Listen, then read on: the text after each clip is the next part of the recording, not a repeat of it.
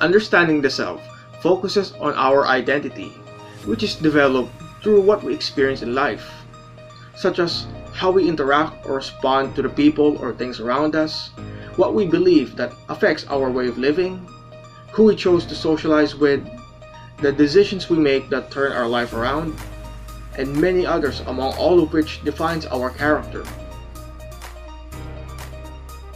Philosophy, which offers a set of ideas about knowledge, is used for giving what we experience in our surroundings an explanation. Each philosopher expressed their beliefs about this kind of perspective and how the knowledge of self is gained, whether from knowing the eternal truth, from sensual experiences, imagination, among others. The self is identified and developed through socialization. Human behavior is influential because it can also be a part of other people close to us depending on what characteristics we show in front of them. Each sociologist explains how this perspective occurs as individuals achieve self-identity through particular practices such as interacting with others or the environment, or earning admiration and respect from others. The physical self refers to our body, which is composed of basic parts that allows us to perform specific tasks, and organs which functions to help keep our body at a normal and healthy state. We all go through the different stages of lifespan, and as we get older, our bodies grow and we experience changes to our physical appearance and physical capabilities, which are a part of life. People also express concern about their looks and wonder what they can change in themselves to improve. It can be through the use of makeup, changing of hairstyles, changing the way people dress, and modifying their bodies, just to mention a few. However, the beauty standard the media is promoting isn't something that can be accommodated to everyone. Our looks are one of the factors that allows us to be given an opportunities, leaving out the ones who are unattractive. Looks doesn't matter, it's the personality that counts. The reproductive organs and the signs of puberty on both male and female are included here, as well as what turns people on, with sexual activities being one of those, which happens through an arousal by the stimulation of the body's erogenous zones. For adolescents, attraction, love, and attachment become more prominent, which allows them to do something that they haven't done before, about the commitments to show their love to one another. The other things that are included here are as follows: sexual orientation, sexually transmitted infections, the methods of contraception, the reproductive health law, whose goals are to gain access to prevent pregnancy. In material self, we have consumer behavior, which is about the purchasing and use of goods to satisfy our personal needs and wants. Its factors include situational, social, personal, physiological, and economic, which are all influential and affected by modern-day standards. We, the Filipino consumers, value our beauty, health, hygiene, and convenience, which will matter because of the attention we would receive from other people that can affect our self-confidence.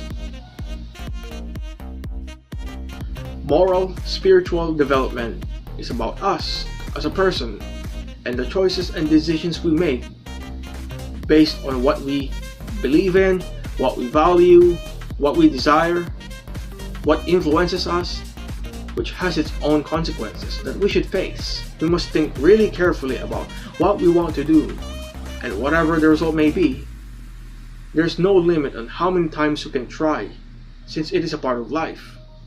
All of these things contribute to self-development.